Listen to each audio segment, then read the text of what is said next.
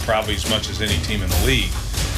But I don't fear them, I can tell you that much. I'd much rather have a win against a first ballot Hall of Fame coach, in Belichick than a slappy coach. I mean, shoot, he's going to get what I got. You got him. We got the Gronk.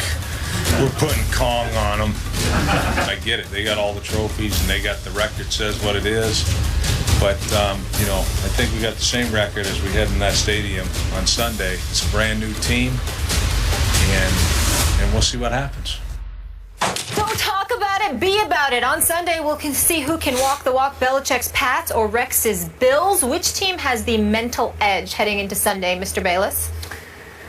I believe the New England Patriots won this week psychologically with one line from their head coach. Let's hear it. We've done okay. I think we've done okay against Rex Ryan. That's what Bill Belichick said. And that closed the case and closed the week for me. I like Rex. I love him in his press conferences and his media sessions. Loved having him on a show when we visited up to the training camp. He's the biggest thing in Buffalo since Jim Kelly retired. That place is going crazy over Rex, and it's in large part because of his persona and his showmanship and his mind gamesmanship that he plays with Belichick and Brady. That excites that region. That place will be on fire this Sunday. But I thought that Rex got a little too full of himself this week. And I thought he talked and talked and talked to the point that, and I'm just guessing on this, that Tom Brady will no longer be distracted by the mind gamesmanship that he so brilliantly usually plays. I think Tom Brady will be infuriated by it. And I'm going to say this again. I believe you're going to see Tom Brady once again be on an 07 style mission in which he's going to take Deflategate out on opponent after opponent after opponent. And the one he would like to most take it out on, just because they've had such a rivalry, and if any head coach has, quote-unquote, owned Tom Brady, it is definitely Rex the Hex Ryan. But in this case, I think he's going to relish taking it out on Rex's new football team. I'm sure Tom Brady respects the heck out of this defense, and he will take great pleasure in picking it to pieces. And I believe he will. I picked 24-21, and I know that doesn't sound like great conviction, but I think you'll walk away from this game saying, you know what? They walked in with the psychological edge, and they proved once again they're just a little better than even these Buffalo Bills. And I've got the Bills as a wild card team. That's not going to change off this game. But I think edge going in, Brady, Belichick. The Killer Bees advantage. Let's take a moment in all seriousness to dissect and highlight Rex Ryan. The last couple of years in New York, Rex Ryan's act came across as a bit buffoonish.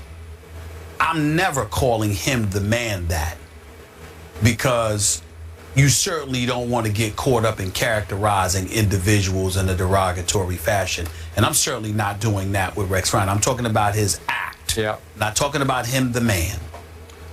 But even though his act came across as a bit buffoonish, it was first validated by him talking the talk and delivering the Jets to 2 consecutive AFC Championship games. Yeah.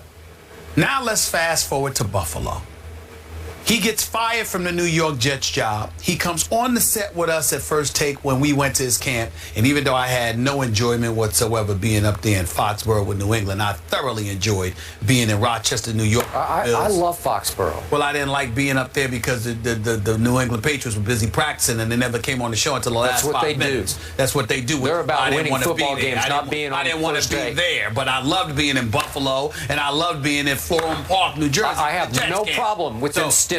They were very good to us. They were the Jets and the Bills were first class all the way. Let me just say that. And the better team is the New England Patriots. All right, that don't mean they ain't classless. Now let's get back to it. No one's ever accused them of being classless. I'm talking about towards their gas. That's all I'm saying. I mean it, and that's that. Now let me get back to the Bills.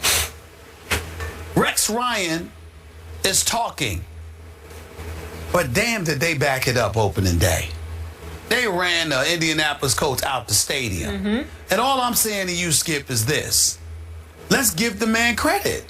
Because you have called him maybe the most brilliant defensive mind in all of football. Not maybe. Okay, no, not maybe. Yeah. You're going up against a guy in Bill Belichick who at one time was considered a genius. But when he goes up against Rex, you say Rex doesn't give him anything because Rex doesn't have to take a back step towards him as it pertains to defense. All I'm saying is that Rex Ryan has earned the right from a defensive standpoint, particularly when you see the defensive personnel that he has at his disposal with this Bills team. Rex Ryan deserves the right for us to step back and say, let's see. Yeah. Because that's where I'm at. Because it's not just Rex Ryan talking with no personnel to work with. Now, when he told me the Jets were going to win, you know, because they were going to score points, and I'm looking at Geno Smith as your quarterback and Eric Decker as your number one wide receiving offensive option, I knew that was a joke.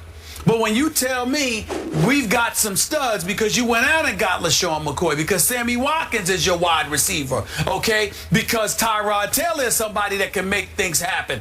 And then I look at this defense with Hughes, with Kyle and Mario Williams and these boys, and Marcel Darius coming back. I'm like, whoa, and Gilmore and those guys. I'm like, okay, these brothers can get at you. And that's all I'm saying. Tom Brady may very well be great, but he might need to be great in order to get out of there alive on Sunday afternoon, figuratively speaking. I think he'll be okay. I think he'll, all right, he'll survive. I'm just saying. I'm just saying. I ain't mean it literally. I'm just talking I football understand. vernacular. No, I got I'm it. saying, look, man, these guys are coming. And we know that Rex has brought the house when he hasn't had personnel like this. He had a strong secondary in New York. In Buffalo, he's got a front seven, man, that might be the best in the NFL. Okay. It's not a joke. All right. It's definitely not a joke. Now, back to psychological edge. Now we're being told that the Buffalo Bills official pro shop is selling little air pumps used to inflate or deflate footballs, selling them to the fans, maybe to take to the stadium.